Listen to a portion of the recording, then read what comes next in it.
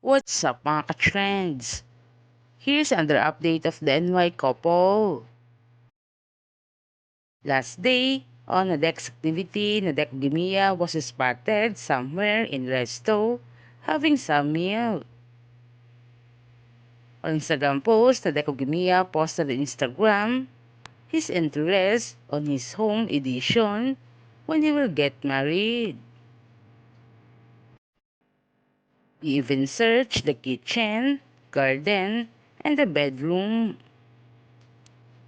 Process Pirban reposted it, maybe Nadek meets someone who will be hands-on to build their future home together with his wife-to-be Orasaya.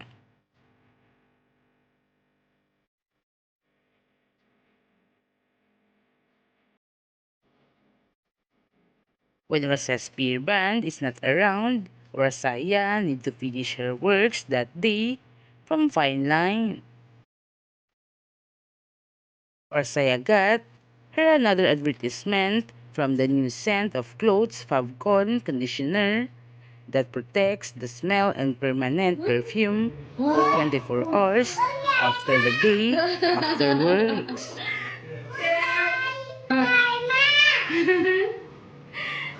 From that day, Rosaya is now playing again continue with the little girl that she met on the set. And as you can see, Rosaya was so happy and fell in love with the kid, wanted to be her future kid to be like her in God's will. เต่ามันมีสีขามันทำหัวฟุบฟุบโอ้โห